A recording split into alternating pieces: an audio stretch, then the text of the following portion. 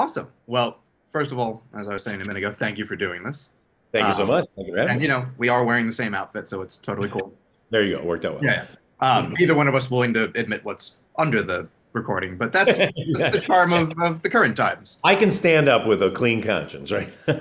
I mean, I'm not on OnlyFans yet, so see how the next quarter goes. There you go. Um, the thing that I like so much about your work, one besides the fact that it's always funny, Thank you. is that you have, oh, of course, you seem to have a really good eye for material one when you're generating it, obviously, but also things that you want to sort of godfather and shepherd.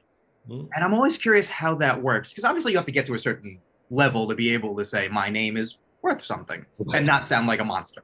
But you know, to see something and go, well, I don't want to make it mine, but I want to take what you did and make it better and let you kind of shine. That's a really interesting talent. And I mean, you've done it on screen and things you've directed, you've produced things, and also with television. And how do you find that? How do you decide that's the right mix so you don't feel like that I wish I directed, or you start to do it and go, oh, I wish I had. How do you find that?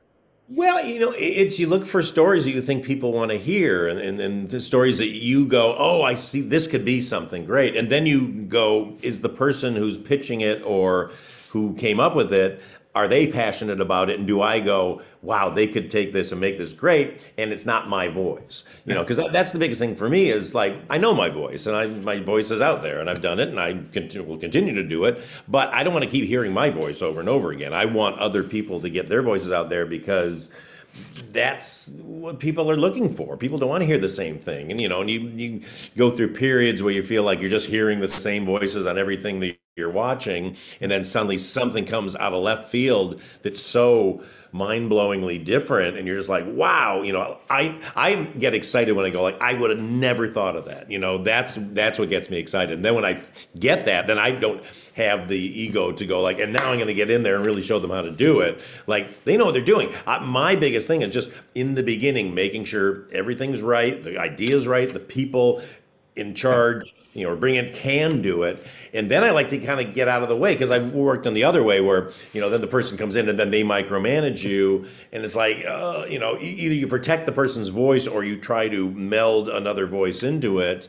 And that's just going to naturally happen because they're going to hire a writer's room and all that kind of thing. So you have to kind of, force yourself to trust your first instincts and then, not second guess yourself. Oh yeah, because like you said, you've seen different aspects of it. Like you can, you hear someone go, I really love Freaks and Geeks, and that's all well and good, and you're like, I have happy memories, but I also remember probably meetings with people who pissed me the hell off, and just or didn't mean bad by it, but just have a different agenda. Like they see something differently than I do, and we're never really going to get to the middle. So someone's always going to come away disappointed, and when you exactly. that person, if you can avoid that. Yeah. No, and you have to also, but you also have to make sure that you're not taking on somebody who's like, don't tell me what to do, because then that's bad too, and so it's finding people who are smart enough to know they don't know everything, but who are passionate enough to know what they want. Oh, yeah. And that's something I think you've navigated so well over the years. Like even just like, Bridesmaids, like you're directing the person who wrote the script. Like, she would probably have a good way to be like, wait. But the fact that you guys can work together and go, well, here's what I know that maybe I know better. And not even that way, but like, I think I have a take you don't. But also on the flip side of like, oh, well, I see this differently. Okay, well, we're both making the same movie. So we're off to a really good start. Let's best idea wins. And that works on any format. It's just a matter of being on the same page. And, everyone wants to do good work. It's just, Oh, totally. No, you just have to have enough of an ego to say you don't have an ego. You know what I mean? Because you have to have ego in this profession, because that's what drives you. But then at the same time, if the ego overtakes everybody else's vision, and then you got crap. Yeah, like you have to have the amount of ego to think millions of dollars should go to my vision. Yeah, exactly. Insane. but still, that's the way this works. You know, like the If you don't have the ego, you will be brought to a point of stasis. You know, like maybe the first time I walked down to the set of Freaks and Geeks, yeah, I'd been an actor before that, but suddenly here I come on, you know, here's my show that I created, first day of the pilot, and there's a gazillion trucks, and you're like, oh my God, they're all here because of me, you know, basically because of what I wrote and stuff like that. Yeah, and you're like, ugh. But you know, talk to Judd. It's his fault. Yeah, exactly. He's in charge. I mean, that's the thing. Like Kevin Smith used to joke. It's like, you know, I have something deeply personal to say. I need $10 million in Ben Affleck. Like it's and 100 people. Yeah, and everyone has to be in service. Everyone has to be in service of this thing that was bothering me 5 years ago, because it's never what's bothering me now. It takes a while. Exactly. It's all about what happens between the lens and the people on the set, and everything else is superfluous. And I think that's what makes you I mean, I haven't worked with you, but I suspect such a good person to work with in this capacity is because you've done that. So you can easily go, I believe in what you're doing.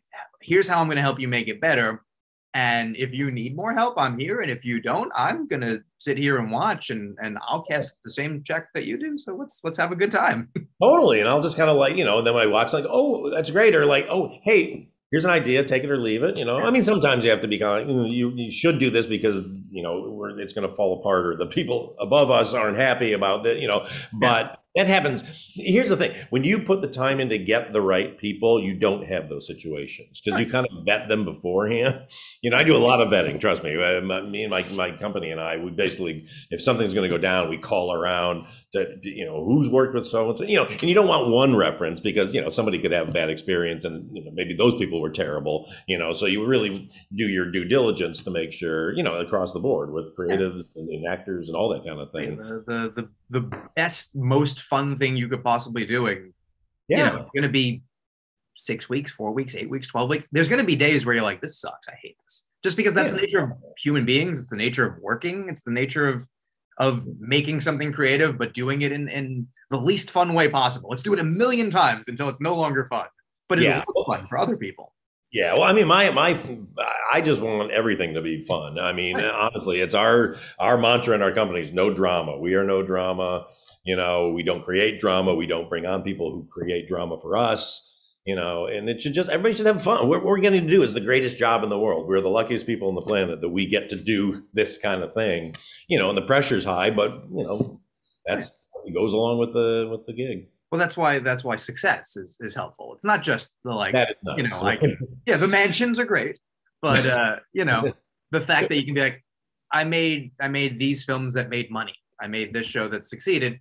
Trust me, leave me the hell alone. And you know, like it's a bad reference because of who it is, but it fits for the thing. Like Woody Allen in like press conferences used to say his way of working was, please give me a sack of money with a dollar sign on it, and I'll put it over my shoulder, and in a couple months, I'll give you a film. That's the deal. I really don't want anything else to do with you. And it only works when you're, you know, perfect world.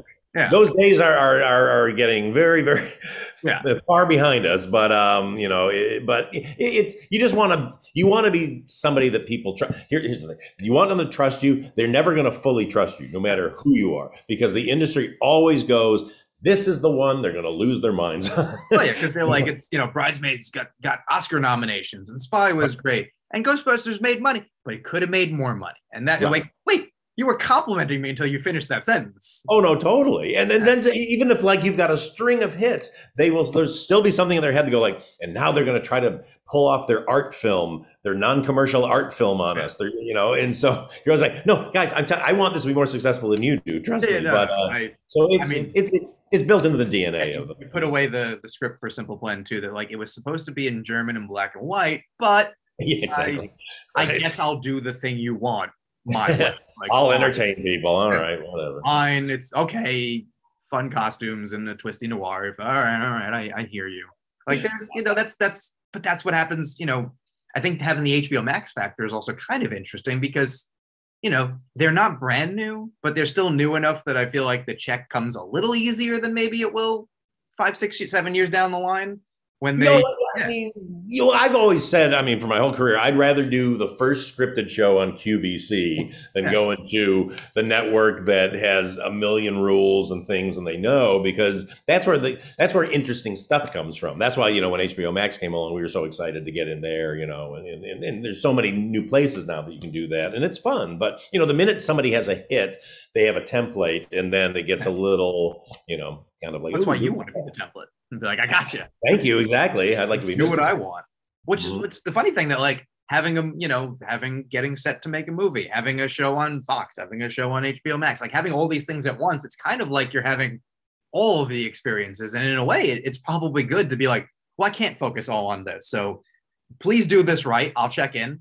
Please do Yeah. this right. I'll check in, and I'm gonna obsess over this thing that everyone's gonna tell me isn't gonna work.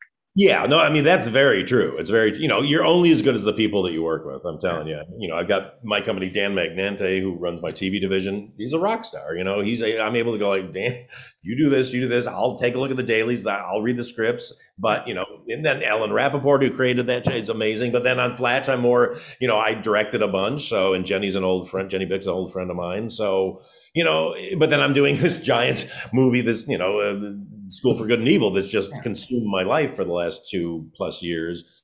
And then I wrote a cocktail book in the middle of that too. So Yeah, which is coming because while I'm there, well, that's the thing. You're getting to exercise all the different muscles and being a creative person, and like you said, giant thing consuming your life. You get to finish that and go, okay, I think I did a good job today, but I'm fucking tired. All right, tomorrow I'm going to do that. But also when I check in on this thing, someone else has been doing the work, and I can go, all right, cool. Oh yeah. I feel good about that. One less thing to prevent the breakdown, which will inevitably happen, and you just get to sort of be in it. Yeah, no, there's nothing more exciting than when you watch a cut or see dailies or something and they're great. You read a script and you're just like, oh man, yes, like I knew they could do it and they did it, and then it's great. You kind of get to be a professional cheerleader. Totally. Is there, since you haven't done just comedy, like there's other things going on, like is there a thing that you do want to do that just hasn't come up yet, that it's like I either want to be at a certain level or I just want someone to be like, we just want to do what you want next. And you go, oh, all right. Now we've I'm slowly working my way through the genres. That's my goal as a movie director. So I'm desperate to do a musical. Been trying for years to figure out what the right one is, develop an original one. Is it something else? So that, big sci-fi epic I'd love to do. I'd like to do a Western at some point. I want to always do something that's different than what I did before. I don't have a lot of interest in repeating myself, but if we're going to do like a sequel to something like, with The Simple Favor 2, it's in a kind of a new world, but it's also the same characters. So, I haven't done sequels before. I've avoided them because I don't want to feel like I'm repeating myself. But then if you go like, oh, I know how to do this and it's going to be interesting and a different kind of thing. Then it says so much about you that that's the one that gets sequelized. Like, if just in a blind, like, what did they greenlight a sequel to? You'd be like, the one that got an Oscar, right? Or the one based on a franchise, you're like, or the one that's a spy movie. And no, it's the little one, it's the noir, it's the 2A. Yeah, exactly. I love that movie so much. It's all martinis and suits. Exactly.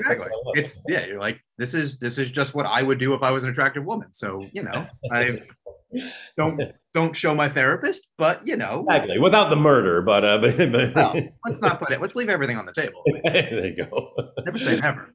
But yeah, that's what I think is so interesting about following your career, because it is so easy to get pigeonholed. Like so many people do make, a well-regarded cult thing on TV and then get to make their movie and it goes well. And it's like, well, we just want you to keep doing that. And I'm sure that's something you had to fight against. I'm sure the next 20 scripts were all wannabe Apatow movies. And you're like, they might be great, but I did it. Like, what do you want me to, what am I bringing this? I probably my greatest skill is I just get bored really easily, So it's kind of like, oh, I should, but like I don't want to, these things take so much of your life. You're 24 hours, 7 days a week, and so like you can't. I tried once on some project, I left, and it was just like you go like, man, I'm just dipping 10% on this. Like if I'm dipping 10% now. it's almost like being in a bad relationship. You're like, I got to get out of here. You suddenly freak out. And I have this good kind of flight gene that's like, no, fuck, let me out of here. And so I know that well enough about myself to really make sure if I take something on, I'm passionate about it. Yeah, because half of what you're going to do is tell people to be passionate about this. Like, how can you be checking your phone every 12 seconds and then be like, yeah, Blake, I'm going to need you to care more about this? Exactly. No, I mean, you're just, you're going through the fire every day, constantly. And so you better enjoy the singe. Oh, yeah. And I mean, I don't know many people who seem to be enjoying more than you do. I'm having a great time. Trust me. I try not. I complain, but I don't really complain. So. Well, yeah. I mean, I complain for fun. Yeah, it's the complaint of like, if I don't complain, people are going to think I feel entitled to this. I know. Well, I don't trust people who are just like, yeah, this is the greatest. It's like I always never trust writers who go like, I love writing. It's like, I don't know. Is your writing good then? Because I hate it, but I love having written. I never felt more seen/concerned that I was relating to someone than I was talking to Aaron Sorkin. And he was talking about writer's block and just the idea of like, no, just like you, I felt like I've written every word I can. Nothing else will ever be good. And I was like, I'm offended you're comparing us, and I'm offended on your behalf. But also, if you have that, I am so very fucked. Nope. No, like the epitome of the guy who's like, no, I'll do it all. Like, no one, just I'll do it. Give me 20. Yeah, exactly. I'll bang out a masterpiece. Is also like, no, I'm just gonna watch the Jets for the rest of my life, and I'm good.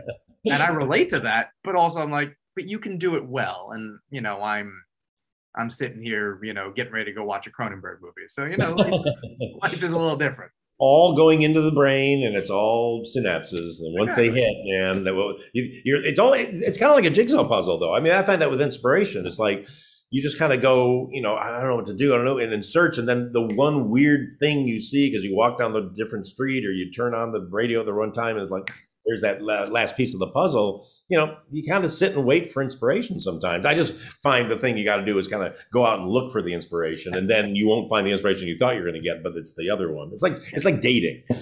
I was desperately trying to, meet the right person, and finally went like, fuck it, I'm going to be a bachelor. And then like the very next day I met my wife. So yeah, no, I'm back in that world recently. So I've been trying to remind myself of that. Because that's how it happened. The last relationship was like, oh, don't be desperate. Don't be desperate. No, I'm capital D. Like, like if there was a word to describe me, no. But that's the thing. Like you try to, you're in a position where you can take on something to keep busy. Not keep busy in a bad way, but just like I want to work, I want to do something, but you don't have to. It's not like I won't go hungry. There was a time where it was like I better get a role or like insurance will lapse. But now you can wait for inspiration to strike while having a good time. And then when it strikes, you go, well, I know what a number one priority is. There you go. Although I have to say, I never feel secure in that way. I'm always like, oh my God, we got to work. We're going to run up. We're going to go poor. So you don't know how many suits I have. It's hardwired in my head from my father. When we start to see you wear T-shirts, we know it's bad. There you go. Oh no, he's in a Met shirt and basketball shorts. He's in the sweats. He gave up. Someone called Judd. Can we get him an episode of something? Exactly. Yeah, he's down. He's down. Something, and you're like, yeah. Want to give him a podcast? Like, let's find something. Yeah, exactly. You want to give him one that pays? No. But just to sort of wrap up, obviously, thank you for doing this, and I love that so many things that you have your hands in are good and creative and fun, because at the end of the day, they can't all be, black and white German films. They have their place, but exactly. I feel like more people want to watch the comedy. More people want to see the fun noir. More people want to have a good time with the genre, and you pull it off very well. Thank you. I mean, my only goal in my career is to entertain people. I mean, and that's legitimately serious. Like that's everything I look for is like, is this entertaining? Is it going to be ultimately going to be a good message? Things can get super dark, but at the end of the day, is the message like, hey, you can win, and it's not, people aren't terrible. That's where intent is so important, because no one sets out to make a bad movie. And, the way when people interpret things so differently than you made them, it happened once. You're just like, Exactly. if only you knew what I had in my head. This plot that you think I had is really not going on. Yeah, I know. He's like, I'm not this monster. I swear. I wanted to make you all laugh. I thought you'd be happy about this. And you're like, okay, well. The thing that really kind of feels incidental to your enjoyment of this is really what you're focusing on, and only you're bothered by this. I know. Stop looking at that. Stop looking. It's like looking at the screen and go like, oh, look at that ugly vase down in the corner. It's like, no, you're supposed to be looking at the people. Yeah, but no, like we're shooting the things, like we're doing all the things you like. Like relax. It's insane. I remember when I gave that movie a good review, people told me. Oh no, I'm so sorry. Yeah. I was told that while I was watching it, they were fucking my wife, which was funny because I'm not married. And Oh, I was there you single go. at the time. Oh, yeah. And I was like, No, I wish. Yeah, Katie. People have wished Katie and I would be under a bus and choke on our own blood. That was a good one. I had interviewed Kristen Stewart that day and happened to tell her, and just the look she gave of like, no, we have the same experience. Just the eye roll of like, people, not a fan. Yeah, exactly. I know I love them, but sometimes they can be toxic. Well, listen, one group paid to see it, and one person got paid to make it. So who won? There you go. There we go. Well, once again, thank you so much for doing this. This was thanks so much. It's great talking to you. Oh, totally. And one day, if we do this again, I will break out the good clothes. Don't worry. I'll give you the T-shirt. Okay. We'll switch. Yeah. I love it. There we go. All right. Thanks. Awesome. Thanks so much. I'll talk to you again soon. I hope so. Cheers. Thank you.